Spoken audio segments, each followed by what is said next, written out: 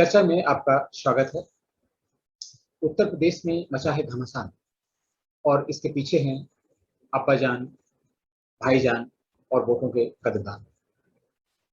मामला ये है कि अखिलेश यादव ने एक टीवी चैनल को इंटरव्यू देते हुए कहा था कि वह भाजपा नेताओं से भी बड़े हिंदूवादी हैं और इस पर प्रतिक्रिया देते हुए योगी आदित्यनाथ ने, जो स्वयं एक टीवी चैनल से अयोध्या में बात कर रहे थे, उन्होंने कहा, अयोध्या मंदिर पर बोलते हुए उन्होंने कहा कि अयोध्या में भव्य मंदिर बन रहा है और उनके अब्बाजान यानी अखिलेश के अब्बाजान ने तो चुनौती दी थी कि हाँ, अयोध्या में परिंदा भी पर नहीं मार पाएगा और उन्होंने निहत्थे कार सेवकों पर, राम भक्तों पर गोलियां चलवाई। और इसके बाद भी राम मंदिर बन रहा है और भव्य राम मंदिर कुछ ही दिनों में बनकर तैयार हो जाएगा। इस बात पर अखिलेश यादव ने कड़ी प्रतिक्रिया देते हुए कहा कि भाजपा के मुख्यमंत्री को अपनी भाषा पर संयम रखना चाहिए, संयम बरतना चाहिए, अन्यथा उन्होंने अगर मेरे पिता के लिए कुछ कहा है तो मैं भी उनके पिता के लिए कुछ कह सकता हूँ। बात यहाँ तक पहुंच गई। इससे पहले कि हम लोग आगे समझें, देखते हैं कि इन लोगों ने क्या कहा।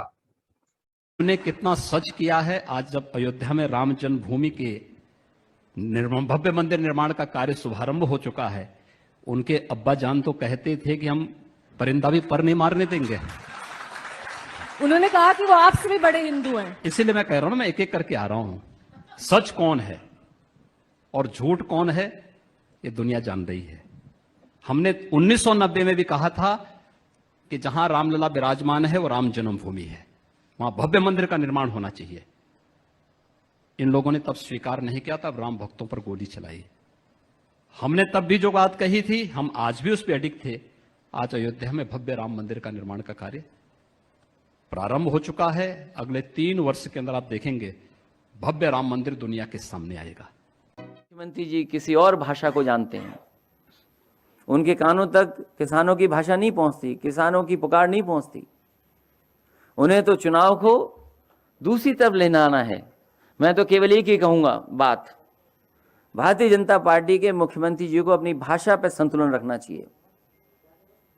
कल मैंने इंटरव्यू सुना है, हमारा आपका मुद्दों पे झगड़ा हो सकता है, लेकिन अगर हमारे पिताजी के लिए कुछ कह रहे हो तो तैयार रहना, अपने आपके पिताजी के लिए भी मैं कुछ कह दूंगा। इसलिए मुख्यमंत्री जी अपनी भाषा का संतुलन रखें और जिनका आप स्वागत कर रहे हो। आपने देखा कि योगी का वार और अखिलेश का पलटवार, और इस चुनावी पृष्ठभूमि में जो आगाज हो रहा है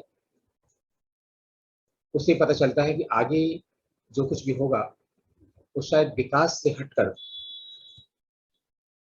जो रणभेरी बजेगी उसमें सांप्रदायिकता का पुट होगा और इस तरह की वार्तालाप आएंगे। उत्तर प्रदेश विधानसभा में बहुत थोड़ा सा समय बचा हुआ है, मैदान सजने लगा है। राजनीतिक योद्धा मैदान में उतरने के लिए पूरे साजो सामान से लैस हो रहे हैं, अस्त्र शस्त्र जुटाए जा रहे हैं, लेकिन कोई भी राजनीतिक दल सहज नहीं है।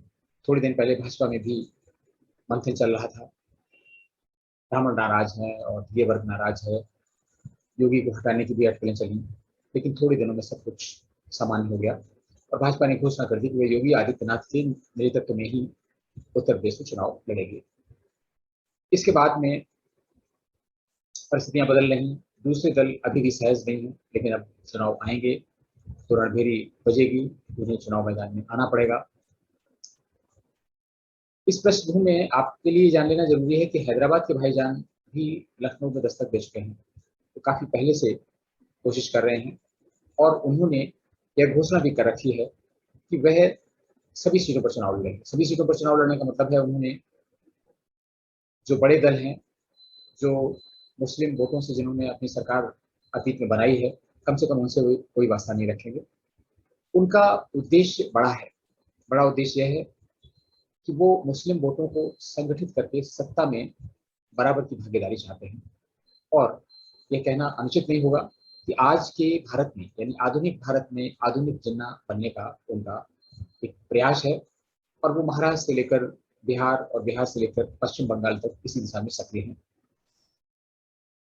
और वो चाहते हैं कि उनके चुनाव लड़ने का, उनके जाने का परिणाम चाहे जो भी हो, लेकिन वे मुसलमानों के एकमात्र मसीहा बनकर उभरे।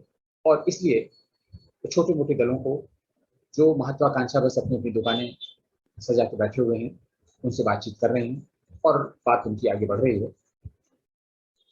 और अगर हम पिछले 1 से 1.5 साल पर निगाह डालें, तो ये कोरोना का काल जिसमें लॉकडाउन रहा है मुख्यतः, उसमें ज़्यादातर राजनीतिक दल अपने अपने घरों में कैद रहे। और अखिलेश यादव लगभग पूरे लॉकडाउन में ट्विटर पर राजनीतिक युद्ध लड़ते रहे। किसी न किसी बहाने रोज ही उनका एक ट्वीट आता रहा, और उत्तर प्रदेश में सरकार और योगी आदित्यनाथ को घेरने का कोई भी जो मौका आया है उसे उन्होंने छोड़ा नहीं है। अब तो चुनाव सिर पर आ गए हैं। अब युद्ध केवल ट्विटर पे नहीं लड़ा जा सकता है, अब तो उन्हें बाहर भी निकलना पड़ेगा, चुनावी मैदान में आना पड़ेगा। इसलिए अभी कुछ दिन पहले ही अखिलेश यादव ने जनेश्वर मिश्रा के जन्मदिन पर अपने पार्टी कार्यालय से विक्रमादित्य मार्ग से जनेश्वर मिश्र पार्क तक एक साइकिल यात्रा निकाली, और इसका स्लोगन दिया था 22 में 22 किल। यानी 2022 में वो सरकार बनाने के लिए तैयार हैं, और 2022 में साइकिल की सरकार बनेगी। और जब ये साइकिल यात्रा शुरू हुई तो उसमें पहले से आमंत्रित ब्राह्मणों द्वारा मंत्रोच्चारण किया गया, पूजा पाठ किया गया, और शंख ध्वनि के बीच में उन्होंने अपनी यात्रा प्रारंभ की। इससे ब्राह्मणों को भी संदेश दे दिया मित्रता का और अपने पाले में करने का। उन्हें रिझाने का वैसे भी वे कोई मौका जाया नहीं कर रहे थे। उन्होंने पहले ही घोषणा कर रखी थी कि लखनऊ में भगवान परशुराम की 108 फीट ऊंची मूर्ति बनवाएंगे, और 2022 में जब उनकी सरकार बन जाएगी तो हर जिले में परशुराम की मूर्ति लगेगी। उनकी यह घोषणा बहन मायावती बहुत नागवार गुजरी, क्योंकि मूर्ति के मामले में अगर उनसे कोई कंपटीशन करे तो ये उनको बर्दाश्त नहीं हो सकता। उनकी प्रेस कॉन्फ्रेंस के तुरंत बाद उन्होंने घोषणा कर दी कि वह भगवान परशुराम की उससे भी ऊंची मूर्ति बनवाएगी। हर जिले में मूर्ति तो लगवाएंगी, पार्क और अस्पतालों का नामकरण भी परशुराम के नाम पर करेंगे। तो ये तो एक कंपटीशन हो गया ब्राह्मणों को रिझाने के लिए। उसके पीछे भी एक सीधा गणित है, और गणित यह है कि समाजवादी पार्टी जो मुख्यतः यादव और मुसलमान जिसके कोर वोटर हैं, उनके सहारे सत्ता नहीं पा सकती, और इसलिए उन्हें दूसरे वर्ग के भी सपोर्ट की जरूरत होती है, जिसमें ब्राह्मण एक बड़ा वर्ग है, और इसके अलावा पिछड़े वर्ग के लोग भी हैं। तो उन पर डोरे डालने का काम समाजवादी पार्टी भी कर रही है। और वही हाल बहुजन समाज पार्टी की है, जिसने 2007 में सत्ता का स्वाद चखा है अपने दमखम पर। तो वो अपने दलित और मुस्लिम गठजोड़ के वोटों के अलावा ब्राह्मण वोटों के कारण, तो ये सिर्फ चुनावी बाजीगरी है, रणभेरी चल रही है, और इस संदर्भ में बहुत सारे गला काट प्रतियोगिता चलती रहेगी वोट को रिझाने के लिए। लेकिन अखिलेश यादव ने जब देखा कि उनकी जो साइकिल यात्रा है उसमें बहुत कार्यकर्ताओं की भीड़ है, बहुत जोश खरोश है पूरा, तो वो उससे इतना गदगद हो गए कि उन्होंने कहा कि अब समाजवादी पार्टी को उत्तर प्रदेश विधानसभा में आगामी चुनाव में 400 से भी अधिक सीटें मिलेंगी। अभी तक वो बताया करते थे कि उनको 360 350 सीटें मिलेंगी, लेकिन अब इसके बाद में उन्होंने घोषणा की कि वो 400 सीटों से भी अधिक पर जीतेंगे। इस बात पर कोई विश्वास करे या ना करे, लेकिन हंसेगा जरूर। 425 सीटों वाली विधानसभा में अकेले समाजवादी पार्टी 400 सीटों पर काबिज हो जाएगी, और 25 सीटों पर बाकी सारे दल, भाजपा सहित सारे दल संघर्ष करेंगे। ये किसी के गले नीचे उतरने वाला नहीं है। ये क्या प्रदर्शित करता है? एक्चुअली इसका एक मनोवैज्ञानिक कारण है। जब आदमी बहुत दम होता है, बड़े बड़े ऊंचे हवाई बातें करता है, दावे करता है, तो उसका एक मनोवैज्ञानिक कारण ये होता है कि उसकी तैयारी शायद कम है, उसका धरातल कुछ गड़बड़ है। और यही बात समाजवादी पार्टी के साथ में है। समाजवादी पार्टी का जो कोर वोटर है यादवों के अलावा वो मुस्लिम है, और उसमें भाईजान भी आ गए हैं, एक हिस्सेदार और बढ़ गया है। बहुजन समाज पार्टी पहले से ही था। इसके पहले मुलायम सिंह को भी लोग मुल्ला मुलायम कहते थे, और मुल्ला मुलायम कहने पर मुलायम सिंह को अच्छा लगता था, उन्हें खराब नहीं लगता था। कभी उन्होंने पलटवार नहीं किया, कभी इसका प्रतिवाद नहीं किया, और हो सकता है इसका फायदा उनको हुआ हो, और अगर फायदा नहीं भी हुआ हो तो इसका नुकसान तो बिल्कुल भी नहीं हुआ।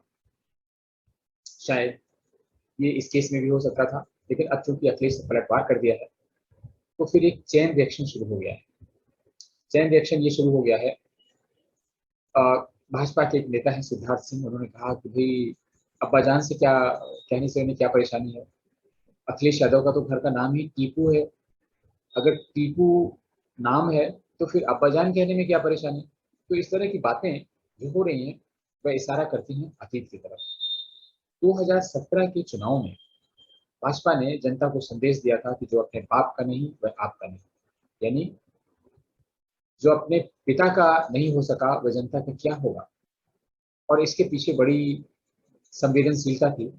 इससे कुछ समय पहले ही अखिलेश यादव ने अपने पिता मुलायम सिंह यादव को समाजवादी पार्टी से सभी पदों से कार्यमुक्त करके स्वयं राष्ट्रीय अध्यक्ष बन गए थे, और एक तरीके से पार्टी अपने कब्जे में कर ली थी। और ये जो डायलॉग था भाजपा का, जो ये नारा था, उसके पीछे की यही कहानी थी। मजे की बात यह है कि मुलायम सिंह ने भी इस बात को काटा नहीं, भाजपा की बात का कोई प्रतिवाद नहीं किया, जिसमें उनकी मौन स्वीकृति हो गई। और जनता को भी बहुत अटपटा लगा था कि उम्र के इस पड़ाव में एक बेटा अपने पिता को सारे पदों से मुक्त करके और किस हालत में छोड़ दे रहा है। कुछ दिनों तक तो वाकई ऐसा लगा कि मुलायम बहुत ही अर्धविकसित अवस्था में हो गए हैं, बहुत आघात लगा उनको। कुछ लोगों ने दूसरे निहितार्थ भी निकाले। जो भी हो, जो भी हो, 2019 में जिस समय लोकसभा के चुनाव के ठीक पहले आखिरी जो बैठक हो रही थी सदन की, उसमें मुलायम सिंह ने न केवल मोदी की तारीफ की, बल्कि यहाँ तक कहा अगले 2019 के चुनाव में उन्हें प्रधानमंत्री के रूप में वापस आने की शुभकामनाएं और आशीर्वाद भी दिया। आप समझ सकते हैं कि मुलायम सिंह परिवार में सब कुछ सामान्य नहीं है, और आज भी उनका एक भाई अपना एक राजनीतिक दल चला रहा है उत्तर प्रदेश में, और जो दूसरा भाई है उससे मुलायम सिंह की भी अनबन है, राम गोपाल यादव, और वो बहुत सक्रिय भी नहीं है। हालांकि वो अखिलेश यादव के मार्गदर्शक, पथ प्रदर्शक के रूप में जाने जाते हैं, लेकिन वह भी सक्रिय नहीं है। तो अब जो इस तरह का ये आरोप और प्रत्यारोप है, इस अखिलेश यादव ने जो कहा उससे एक चेन रिएक्शन शुरू हो गया है, और ये बात अलग हटते हटते पुराने नारे पर पहुंचेगी। और ये बिल्कुल निश्चित है, बिल्कुल स्पष्ट हो गया है इस घटनाक्रम से कि अब विकास की तो बात नहीं होगी। अखिलेश यादव भी बहुत विकास की बात करते हैं कि हमने अपने शासनकाल में ये किया वो किया, लेकिन शायद अब विकास की बात से हटकर जो सांप्रदायिक रणभेरी बजने लगी है, और जैसे जैसे चुनाव नजदीक आएगा, चुनाव की तिथियां होंगी, इसमें और इजाफा होता चला जाएगा, और जनता को इसके लिए तैयार रहना चाहिए। ये आज की बात यहीं तक, फिर किसी मुद्दे पर आपसे मुलाकात होगी। तब तक के लिए नमस्कार। अगर आपको ये वीडियो अच्छा लगा है तो इसे सब्सक्राइब करें, लाइक करें और इसे शेयर करें। धन्यवाद।